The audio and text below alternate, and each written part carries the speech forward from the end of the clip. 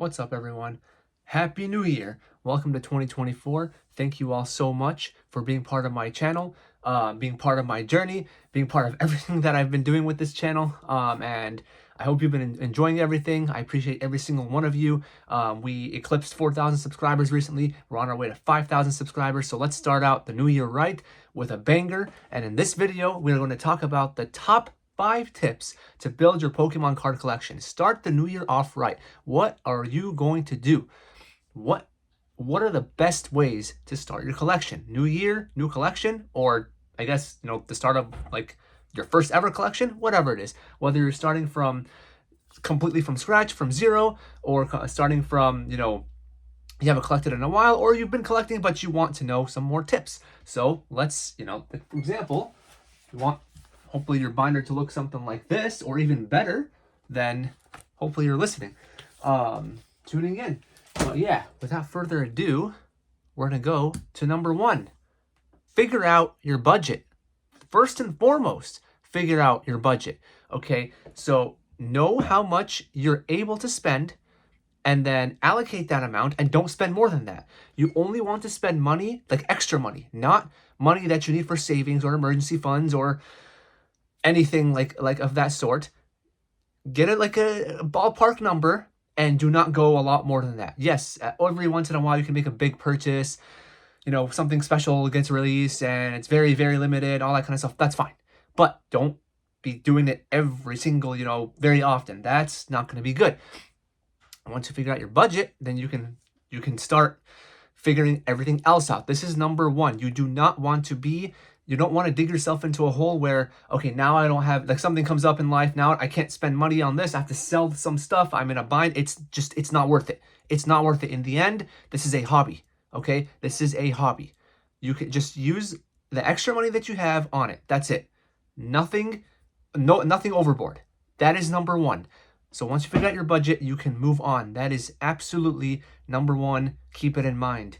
Number 2, look out for deals and sales. What's this channel mainly about? Literally deals and sales. That's what most of it is about. What a lot of you are subscribed for. I'm always putting out like deals and sales from different websites, and what you should buy, what you shouldn't buy. Like never spend more than MSRP, and etc., etc. So you can, like, from when I first started this channel, I've been putting out like, hey, booster boxes for under 100 or whatever, all this stuff.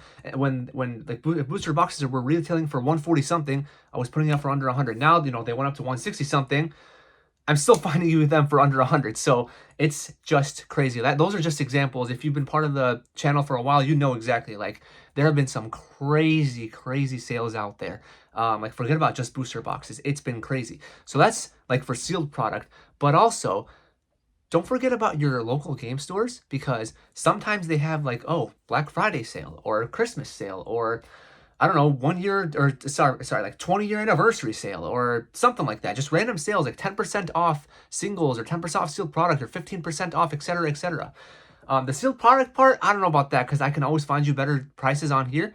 But at least for the singles, definitely for the singles, definitely. You want to go to the card store and buy those singles. Buy multiple of those singles, because that's how you're going to flip them. You're going to find a common theme in this presentation about flipping. You'll see. So that's, so look out for the deals and sales on my channel, and then at your local game store. And if you have Facebook, or even like Instagram, Twitter, Reddit, any of those, join those groups where they have groups from people like all over whatever country you live in, or whatever state you live in, where they trade, they sell, they buy just cards from each other. And you can find collections on there that you can make offers on. Always make offers, okay? Always make offers. That's how you get your money's worth. So let's say if someone puts their, like, I don't know, whether it's a single card or a collection, you don't have to spend, like, if it's a card for $100, you don't have to spend $100 on it. You can always make an offer. Obviously look at TCG Player, what it's worth, if it's the same thing, and take into account shipping, or if you're going to make it up locally, just make an offer. You have nothing to lose by making an offer. And then same thing with like eBay. Especially on eBay, always go for the best offer. Just it says or best offer, make an offer. You have nothing to lose. But if you don't make an offer, you're just paying them what they want. Like, just Like it's just better to see if you're able to bring the price down, because then you can use that extra money on other stuff like more cards and build your binder that way. And then what's also included in this, I'm gonna make it as number 3. Go to garage sales. Yes, the pretty much everyone's been like is now aware of Pokemon cards and their, I guess, value. It depends. Some people have gone overboard with the value, where like even I guess cards that shouldn't be high in value, they'll be like, oh, that's $1,000 or something. No, it's ridiculous. I believe there was a BuzzFeed video? This is years ago.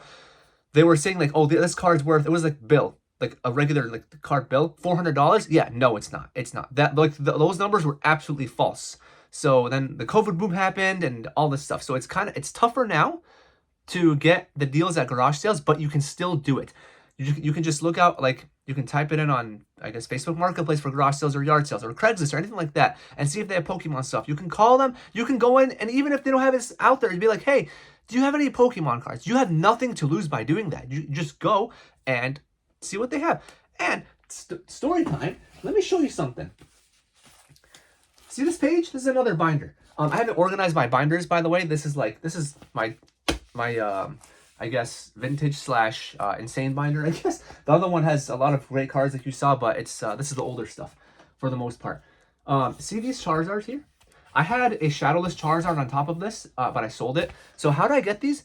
Garage sales, like years ago, a few years ago. I think, yeah, it was before COVID. So, like, for example, I found it was like $100 for just binders of like vintage cards, including a Charizard and the Blasters and everything. And this is before the COVID boom again. And then there was a shadowless Charizard in a binder. They were selling 2 binders, like one for 30 each, or two. If you bought 2, it's gonna be 25 each. I flipped it. I saw a shadowless Charizard. Yeah, it's like moderately played. I'm like, oh my god. I didn't even look at the rest of the cards. I'm like, I'm taking this one. And they said, and I asked like 25, and they're like, yeah, all right, sure. I took it, and I paid 25, and I'm like, I'm out. I'm not turning around. That was crazy. And then, flip that for a lot more. But yeah, that's how you do it. So highly suggest you check out some garage sales if you have the time, especially like they're usually Thursday to Sunday, depending on where you live, I guess. But now it's winter time, especially where I live, so it's gonna depend. Don't do it now. No one's gonna be out in the winter unless it's really warm where you are, but just this is for later on. All right, number 4, sell your bulk. And I'm going to tell you the best way to sell your bulk. So now you bought a bunch of stuff. You bought some sealed product. You opened a bunch of stuff. You got some cards that you don't want. You got some cards that you want, and then some cards that you don't want. Whether they're just like, you got like a $15 card that you don't want, or just a bunch of bulk that's like stacking up. Like I have a bunch of that right behind this my phone camera. What do you do with that? You just let it sit? Do you give it to your LGS for nothing? Donate it? Like you can, if you want to donate, that's completely fine. Do you just like, I don't know, take a cent each for a card? Do you sell it to whatever website for a few cents each or something like that? Or do you make a lot of money with the bulk? How? I mentioned it before. What you do is you list your bulk like 500 cards at a time or something like that, whatever number you want. And then you put a few cards like EXs or full arts that you don't want, and you just put them put them into whatever on the ground and take a picture with all of them. And then just be like, title it over X amount of cards for over X amount of Pokemon cards or something like that. Put whatever price you want. So recently, as in like a few days ago, I put over 500 Pokemon cards, and you'll get all the cards in the picture, etc., etc. I put it for $40. And I listed it at like 2 or 3 in the morning. And then I woke up, what was it, like 11 a.m. or 12, whatever time I woke up. I don't know what time I slept or woke up. And someone wanted them, and it wasn't a scammer. And I'm like, you want to meet like somewhere at this time today? They're like, yeah. And then I met at that place at that time. Done. No one, like, didn't even ask me to bring the price down. Nothing. Because you never know how much someone is willing to spend. And this is a tactic that every single store uses, whether it's a big box store, whether it's just a mom and pop shop, whatever. They can put whatever price they want for their products, and if people buy them at those prices, okay, then they know that price is good. Or even if they want to increase it and people still buy them, okay, then they know that price is still they're still selling it at that price, and they can do whatever they want with their prices. Make your money and then use that money that you accumulate from selling your bulk, and then you can reinvest it into more sealed product if you want, or use that money on the singles that you want. Buy the singles for the most part, not the sealed product unless it's a very, very great price like the deals I'm showing you. The thing that you want to do is buy the singles. So let's say you bought a bunch of stuff from a set, you opened like the booster box, you got something that you wanted, but not exactly. Now you have a bunch of like extra stuff that you sell the stuff on Facebook Marketplace or OfferUp or wherever. Okay, now you can take that money and then buy the card that you wanted. Okay, now you're good. Or so you do that. Now you have a bunch of like cards, like whether it's cards that you want or don't want, whether it's, let's say it's a card that's worth $10 or $15, like I said, and it's part of the cards that you want, but it's in your binder. Now you're making a trade binder, right? You're making a trade binder and a collection binder, whether it's in one binder or separate binders. What's the next step? You've done all these steps. What's the next step? Trade up. What does that mean? So trade, as in like it's a trading card game. You're going to trade, but trade up. Don't trade down unless you're trying to like break up your really high value card into a bunch of other cards. I don't know, because you want it for your kids or whatever. But the main thing is to trade up. Trade up in value, like how people trade a paperclip and go up to a house or something like that. You're going to start small and you're going to get big. You're going to take a bunch of cards that, let's say, worth $5, $3, etc., add those up, and then find someone who's willing to take those for a card that's worth like $50. Or if you can get it to $100 or more, or around that, around that range. Don't go from like a $100 card down to like a 20, a 10, unless you really want those cards and don't want the $100 card because it's just like, whatever, you don't want that one. That's fine. But if you're trying to get very high value in your collection binder, you want to trade up. Also do this with your local game stores, especially if you know the owners, or you get to know the owners over time, because then they'll catch you some deals. So just be careful, because at first they're going to be like, oh, we're going to buy this at 60% value from you. You're going to lose at that point unless you got the cards for very, very cheap, whether you bought collections from Facebook Marketplace or just the Facebook groups or garage sales or eBay or whatever. Be careful. Know your value. Take them to the LGS. See what they're offering. You can counter offer. If you don't like it, don't do it. But you can also see people around, like in the area, in the LGS, trading. You can try to trade over there. You can join tournaments if you're interested in actual TCG, and then trade that way. But always trade up. You can see a card in the, let's just say in the glass case, it's worth, I don't know, $50. And you have a bunch of cards that are worth 5, 10, 10, 5, and whatever. See if your LGS is willing to take those, and then you get that $50 card. Just see, you have nothing to lose. So always trade up. That's how, see, I just showed you examples of just a couple pages of these binders. I traded up. I paid attention to sales from the stores. So I got like this Charizard. Hold on. I'll show you an actual example too. See this Charizard in the middle? This Charizard right there? Yeah, I got that because there was at one of the LGSs, they had, I don't know, 10%, something off. And the price was already lower than what TCG value was, TCG player value was, and it's near mint. So it all came together, and I bought it.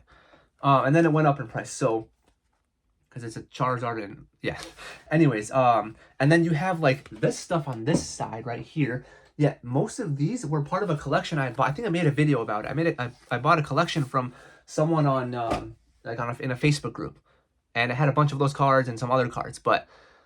Yeah, that's how you build your binder, okay? So, again, figure out your budget. How much money can you spend? Can you? Not how much money do you want to spend. If you're able to spend however much money you want, do you. Yeah, of course, do whatever you want. But don't go more than your means, okay? It doesn't matter. Don't look at other people, what they're able to spend. Like, oh, someone bought 30 booster boxes and you're only able to buy a couple or something, or one, or not even able to buy a booster box, just buy an ETB or something. It doesn't matter. Everyone starts from somewhere. Everyone has started from zero. I started from zero. So just build your way up. Build your way up gradually. This is not a race. This is not like a 100-meter dash. This is a marathon. This is a long journey. Yes, a marathon is a race, but we're not talking about like actual competition. We're just talking about it's a journey, pretty much. Then Again, deals and sales, deals and sales. Watch my videos. Turn on notifications. I'm always talking about them when they drop. Always, always, always. Now, of course, work gets in the way because, you know, I'm an actual doctor. If you don't know that, I'm an actual doctor, emergency medicine, in my last year of residency. So it kind of sucks, but right now because it's residency. But yeah, just look out for them. eBay, Facebook, all the groups, all that kind of stuff. The LGS, especially for singles and all that. Don't spend so much money on sealed product unless the deals are great, because you just, you know, it's really hard. The pulls are really they're really bad for the most part. But if you're just trying to get started, yeah, maybe buy a booster box or an ETB, get started that way, and then build your way up from there. But then just focus on the singles. Garage sales here and there if you can. Sell your bulk. Facebook Marketplace, offer up. And then, of course, trade your way up. Trade your way up. So, again, hopefully this starts your new year off right. Let me know in the comments what you think. Did you find this helpful? Are you going to be using these tactics? Where are you in your card collecting journey? This is mainly for single cards, not like sealed collections, like sealed boxes. I mean, it can be because of the deals and stuff. If you want, you can buy a bunch of, I don't know, like Pokemon Center ATBs if you want, but this is like mainly for the single collections. And this also works for like Yu-Gi-Oh, because I did the same thing with Yu-Gi-Oh, by the way. I used to, like, I still have a bunch of Yu-Gi-Oh cards, and I used to play a lot of Yu-Gi-Oh and this and that, but it's the same thing. It's just that Pokemon cards are more collectible. If you want me to make a video, which I'm probably going to make it, of the 5 tips to what not to do when collecting Pokemon cards, then let me know. Hit that like button, share, subscribe, all that kind of stuff. We need to hit 5K. Because at 5K, we can do another giveaway. In the 4K giveaway, I gave away a 151 UPC. The 5K giveaway, I don't know yet. Some of you gave me great ideas, but we'll see. But yeah, I have work at night. So right now it's like 4 something in the morning. I have work at 9 p.m. So I'll be up for a few hours. So I'm gonna put this together, get it posted in a few hours, and then we'll see. So again, like, share, subscribe, comment, and I will see you in the next one.